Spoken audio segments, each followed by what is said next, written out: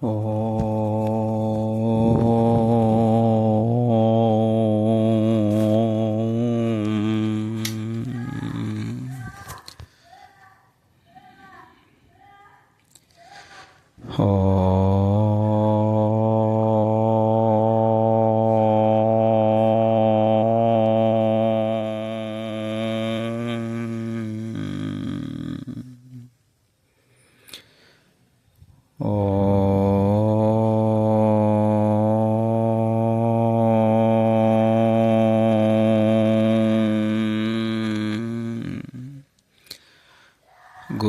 బ్రహ్మ గురుర్విష్ణు గురుదేవో మహేశ్వరః గురు సాక్షాత్ పరం బ్రహ్మ తస్మై శ్రీ గురవే నమః. నమస్కారం మాస్టర్. నమస్కారం మాస్టర్ కేపీకే. నమస్కారం మాస్టర్ ఈకే. నమస్కారం మాస్టర్ ఎంఎన్. నమస్కారం మాస్టర్ సివివి.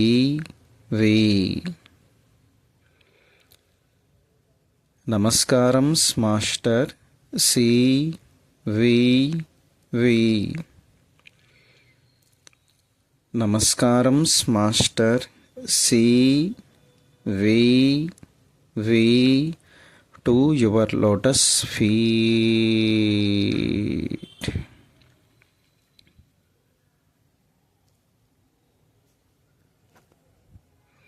ఓం శాంతి శాంతి శాంతి.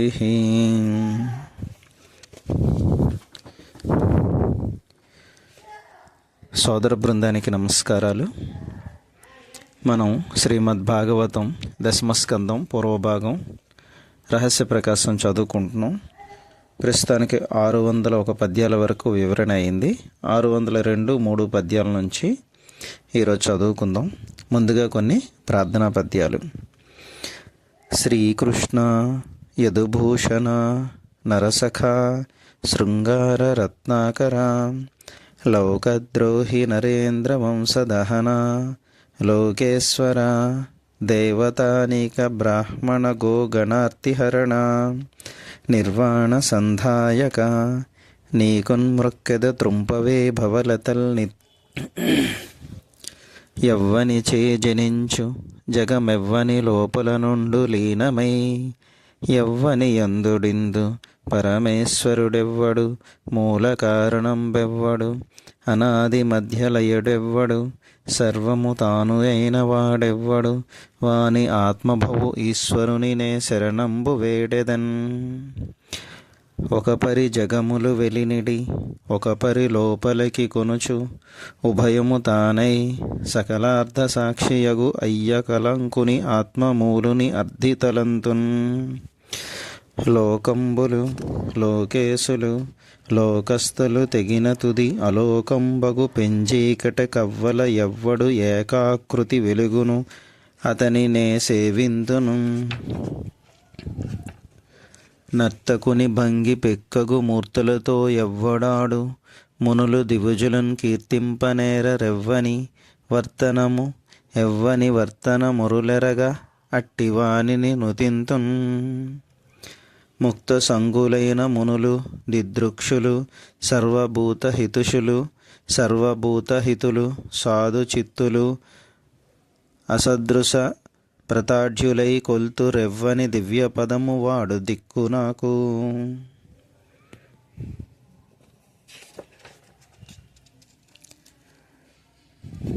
అఖిల రూపముల్ తన రూపమైన వాడు ఆది మధ్యాంతములు లేక అడరువాడు భక్త జనముల దీనుల పాలివాడు వినడే చూడడే తలపడే వేగరాడే. ఇక రహస్య ప్రకాశం 602 పద్యం నుంచి చదువుకుందాం. మందలోని గోవులు అడవిలో దూరదూరముగా మెయ్యుచుండగా కృష్ణుడు వానిని పేరు పేరున పిలుచుచుండెను. పూర్ణచంద్రిక, గౌతమి, గంగాదేవి, పాలసముద్రమా, మేఘమాలిక, చింతామణి, సురభి, మనోహరిణి, మనోహారిణి, సర్వమంగళ, భారతీదేవి, ధరిత్రి, శ్రీ మహాలక్ష్మి, మందమారుతి, మందాకిని, శుభాంగి అని ఇంకను వివిధ నామములతో గోవులను మేఘ గంభీర స్వరముతో ఆహ్వానించుచుండగా అతని స్నేహితులందరూ సంతోషముతో మెచ్చుకొనుచుండిరి. ఇక్కడ వివరణ: ఇంతకు ముందు వరకు కృష్ణుడు లేగదూడలను మాత్రమే మేపుచుండెనని వర్ణింపబడినది. ఇప్పుడు ఆవుల మందలని చెప్పబడినది. మరీ చిన్నవాడుగా ఉన్నప్పుడు లేగదూడలనే మేపెను. ఇప్పుడు కొంచెం పెద్దవాడైనాడు కనుక ఆవులను మేపసాగాను. కంఠస్వరములో కూడా పసితనపు లాలిత్యము తగ్గి కొంత గంభీరత ఏర్పడెను. తరువాతి పద్యం. ఈ అరణ్య విహారములలో బలరాముడు బడలిక చెంది గోపబాలుర తొడలపై ఈ అరణ్య విహారములలో బలరాముడు బడలిక చెంది గోపబాలుర తొడలపై తల ఉంచి విశ్రాంతి గొనుచుండగా కృష్ణుడు అతనికి కాళ్ళు చేతులు ఒత్తుచు సంతోషపెట్టుచుండెను. గోపబాలకులందరూ ఆటలతో పాటలతో ముచ్చట్లతో ఒకరినొకరు కౌగిలించుకొనుచు క్రీడించుచుండగా బలరామకృష్ణులు కూడా వారితో పాటు పెద్దగా కేకలు పెట్టుచు ఆటలాడుచుండిరి. ఈ విధముగా అతడు వేదాంత వీధులలో విహరించుచుండెను. శేషశయ్యపై నిద్రించుటకు అలవాటు పడిన ఆ సుఖభోగి చిగురుటాకుల శయ్యపైన పండుకొనుచుండును. మహాయోగుల మనస్సులనడి గుహలలో సంచరించు ఆ మహాత్ముడు కొండ గుహలలో విలాసముగా విహరించుచుండెను. వైకుంఠపురములో లక్ష్మీదేవితో శృంగార క్రీడలలో అలసిపోవుచుండు ఆ చతురుడు గోపబాలకులతో క్రీడించుచు అలసిపోవుచుండెను. సర్వలోకములకు ఆశ్రయమిచ్చు ఆ మహానుభావుడు అలసిపోయి చెట్ల నీడలలో విశ్రమించుచుండెను. యజ్ఞములలో హవిర్భాగములను ఆహారముగా స్వీకరించు ఆ విష్ణుదేవుడు కృష్ణుడై అడవి పండ్లు తినుచుండెను. ఆ గోపబాలకులు కృష్ణునిపై సాటిలేని ప్రేమతో ఎన్నో విధములు సేవలు చేయుచుండిరి. అతడు అలసిపోయినాడని గమనించినచో వీపులపై ఎక్కించుకొని పోవుదురు. బడలిక చెంది నిద్రించు సమయమున తమ తొడలపై పరుండబెట్టుదురు. అతనికి చెమటలు పోసినచో చిగురుటాకులతో విసురుచుందురు. ఎక్కువ దూరము నడిచినచో అతని పాదములెత్తుచు సేవించుచుందురు. ఇంకనూ ఎన్నో విధములుగా ఒకరిపై ఒకరు పోటీపడి కృష్ణునికి పరిచర్యలు చేయుచుందురు. ప్రతి పనిలోనూ కృష్ణునిపై వారికి గల అపారమైన ప్రేమ వ్యక్తమగుచుండెను. వారు చేసిన సేవల వలన వారెన్నో జన్మలలో చేసిన పాపరాశులన్నీ భస్మమయ్యను. ధేనుకాసుర వధ. ఇట్లు విహరించుచుండగా శ్రీదాముడను పేరుగల గోపబాలకుడు బలరాములు కృష్ణులతో ఇట్లనెను: మిత్రులారా, ఇక్కడికి కొంత దూరమున తాటి చెట్ల తోపు ఒకటి ఉన్నది. ఆ చెట్లపై పండిన తాటి పండ్లు తమంత తాము నిరంతరము రాలి పడుచునే ఉండును. కానీ ఆ తోటలో ధేనుకుడను రాక్షసుడు ఉండుట వలన ఎంతటి ధైర్యవంతులైనను దానిలో అడుగుపెట్టుటకు భయపడుచుందరు. ఆ ధేనుకుడు గాడిద రూపంలో ఉన్న రాక్షసుడు. వాడు మహాబలవంతుడు. తనతో సమానమైన బలము కలిగిన అతని దాయాదులెందరో వానితో పాటు ఉన్నారు. మనుషులు కనిపించినచో వారిని చంపి తినివేయుచుందరు. ఆ తోటలో తాటిపండ్ల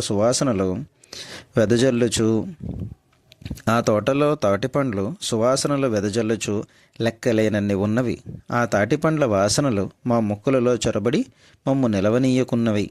మా మనస్సులు అటే లాగుచున్నవి. మీరెట్లయినను ఆ పండ్లను మా చేత తినిపించవలెను. మహావీరులైన మీకు ఆ దైత్యుల బలము ఒక లెక్క కాదు కదా. స్నేహితులిట్లు కోరగా బలరాముడు నవ్వుచు వారితో కలిసి ఆ తాటి తోపులోనికి ప్రవేశించను.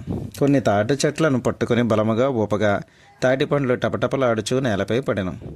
పండ్లు నేలపై పడిన శబ్దము విని ధేనుక రాక్షసుడు అదిరిపడెను. ఇంత సాహసము చేసిన వారింతవరకు ఎవ్వరునూ లేరు.